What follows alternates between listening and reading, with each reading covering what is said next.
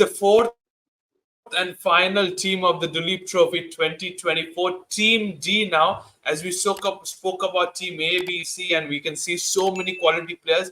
Time for Shreyas Iyer to lead his side from the front. I have Orko with me. Orko, welcome to the show. As I've asked each and every one of you, and I'll ask the same question to you as well, how massive of an opportunity is these for all the players that are involved in the Duleep Trophy to put their stage on forward, put their skills on forward, and because the entire world will be watching this format. Absolutely, because a lot of international cricket is loading as well. So these kind of domestic tournaments become very important for players. And with the plethora of talent that our country has, everyone knows that the competition is only going to soar up. So they will try to grab these opportunities. Even as a skipper, Shreyas Iyer would be looking for the same as he represents Team D to, capitalize on this opportunity. Already he has an IPL triumph coming the way. So if he does well, even in this domestic format, he can get back the reputation that he lost, that he doesn't play or he avoids domestic cricket. So certainly this is a good opportunity for him as a player and a captain as well. Absolutely, that is fantastic to hear. But yes, if we talk about the IPL trophy he won, that was though in the shortest format of the game. But now he also has to do a lot of groundwork in the longest format of the game. We all know he had a problems with short ball. He was practicing a lot with Indian captain Rohit Sharma and etc. etc. Him to have cement his position in the number 4 or number 5 slot for the upcoming series against Bangladesh as well. Do you think the first game is very important for him as well? Absolutely. He would know that his national team chances also lie in this particular tournament. So apart from doing well in terms of runs or as a captain, he knows that he has a bigger side to look at. So he will certainly look to take this opportunity with both hands and perhaps do well enough to be on that flight to Bangladesh. Absolutely, and that is true. That, but against the captaincy, when you talk about Shreyas Iyer, he has other captains: Abhimanyu Ishwaran, Ruturaj Gaikwad, and Shubman Gill. If you talk about the other three, I think he is the most experienced out of them. Can he show with his skills and his? He has a very good attitude when it comes to being a leader from the front. We have seen him for the Kolkata Knight Riders as well. Can he replicate the same in the longest format of the game, 4 days red ball cricket? I think he can because he certainly knows how to be tactically shrewd and he's a very calm brain. So he certainly can work his pawns ahead in this particular tournament as well. And because he has a pretty good side, even if you look at the team composition, which we'll talk about in the next few minutes, there's a number of youth talents who have been doing well and also a bit of experience in the captain and Gaikwad, Padikkal, and people like him as well. Absolutely, that is true. That, and when it comes to the squad, we'll have a look at co. And here it is the squad. The first four players which you were discussing about: Devdutt Padikkal and Yash Dubey, potentially the openers, Ricky Bhui, and then you have Shreyas Iyer. If you can talk us through these four players, please. Absolutely. Padikkal has a big point to prove. He was brilliant in the previous domestic season, for which he even got his international debut going. Sadly, not the best of IPLs, but you would perhaps suggest that he's not a player completely for the T20 format. But when you look at these longer formats or comparatively longer formats, he's obviously going to flourish. So I think he'll be the ideal ploy to open the innings. Yash Dubey of late has also been doing well and has been among the runs for Madhya Pradesh as well.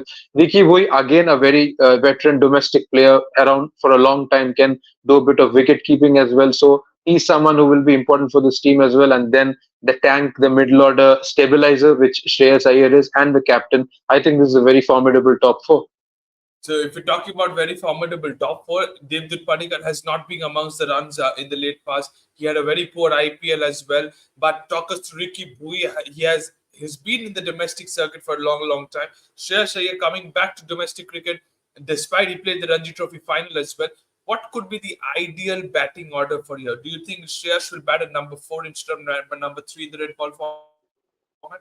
I think he will bat at number four because you know that he's a player of spin and he plays spin pretty well. So if you put Ricky Bui up front at number three, then obviously Shreyas can look to be the leader of the pack in the middle order. So I think number four would be a very ideal position for him even in this tournament and also looking ahead in Team India.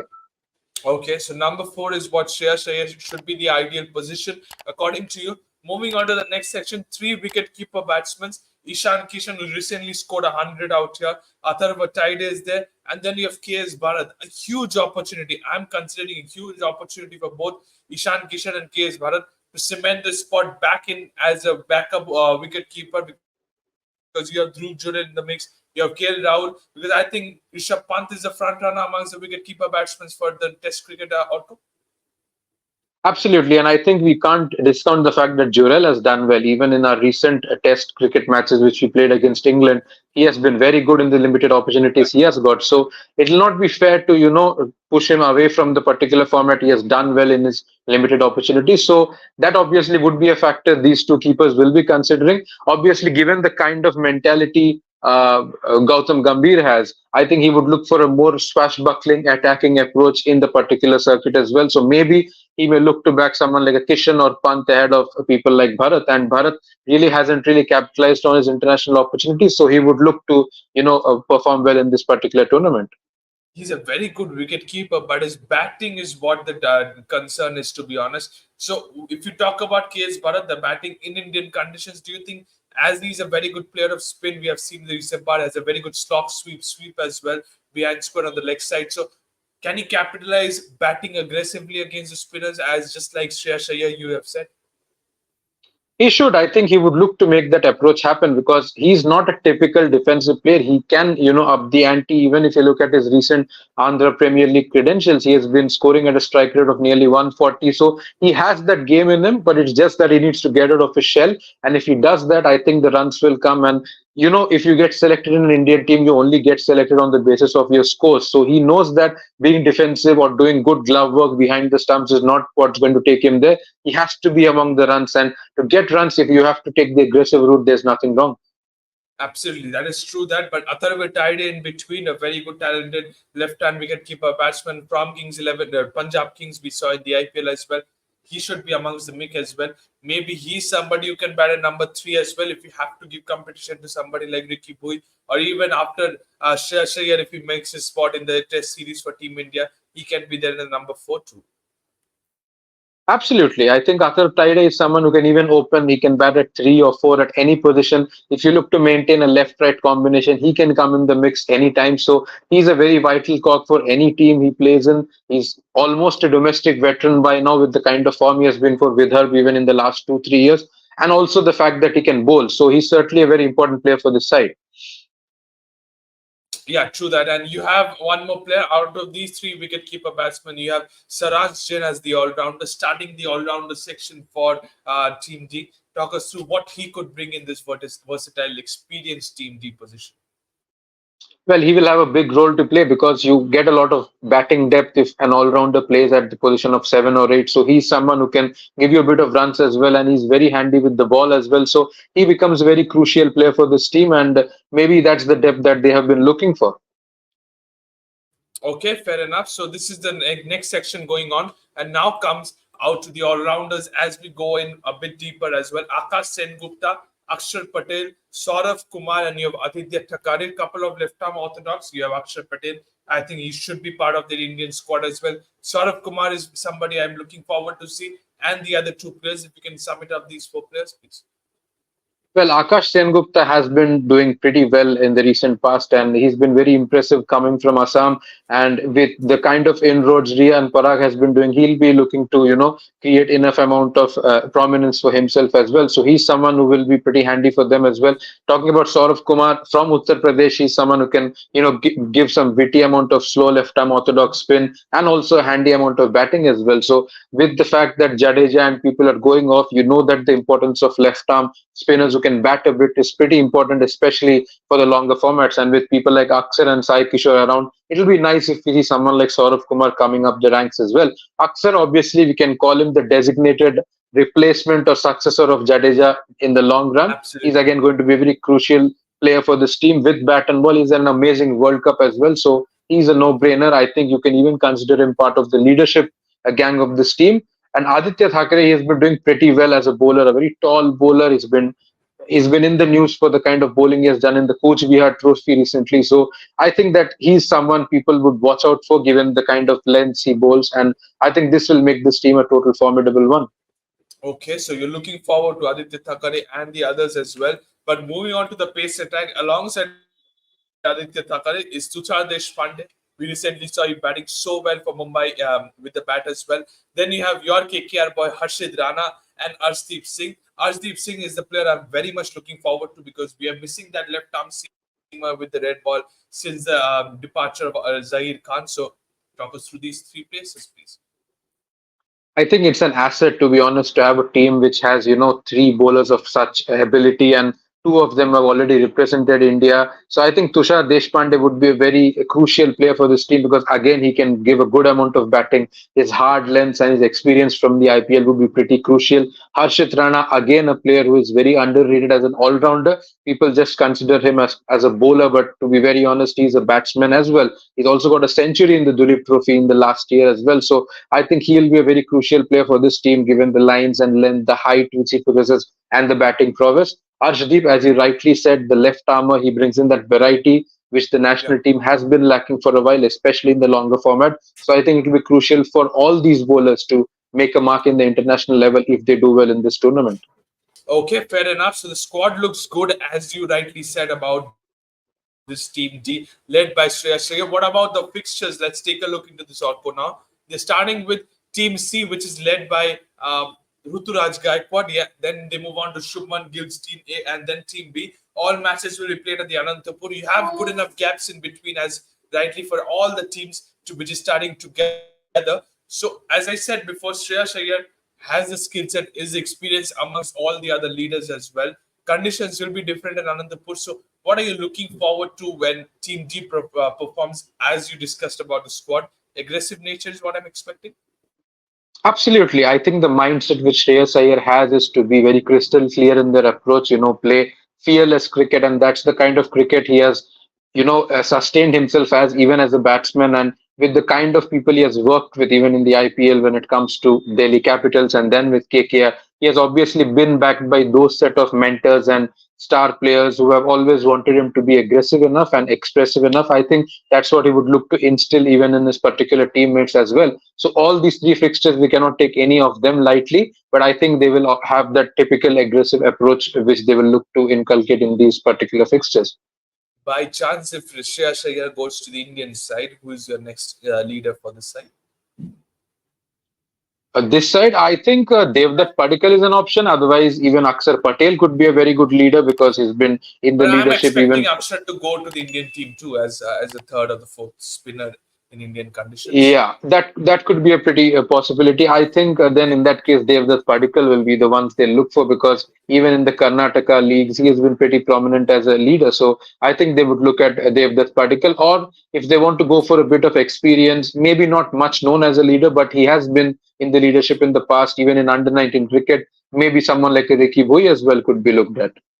And maybe a chance for Nishan Kishan amongst the others who is amongst the international circuit, or is there is Well, no that chance? also certainly I totally forgot about him because he's also been the leader of Jharkhand in the past. Even in the under 19 circuit, he has been a vice captain. So he's not new to leadership. So maybe he'll be the automatic choice, maybe even ahead of a Padikkal or Ricky Hui. Okay, so that's what we were about to discuss. So we're done and dusted. Who could be the next leader in case Shreyas Iyer gets selected for Shreyas Iyer and Akshar Patel gets selected for the Indian side? Talking about the SWOT analysis for this side, and very interesting to see. I'm very looking forward to this conversation. Young batting order, as we said, Devdutt Padikkal and the others in the top order. Lack of a front line of spinners, and this is where I am saying that I think this team has a little bit of weakness compared to Team C as well. They have Ritik Shoki. This team doesn't have a front liner off spinner in the mix. Opportunity for Shreyas Iyer, as you said, to lead as a test captain in this side. And a threat could be decent wicket keeper batters, as we spoke about. And really aggressive. KS Bharat is the Ishan Kishan Atharva tidy. Sum it up for me, the SWOT analysis outcome.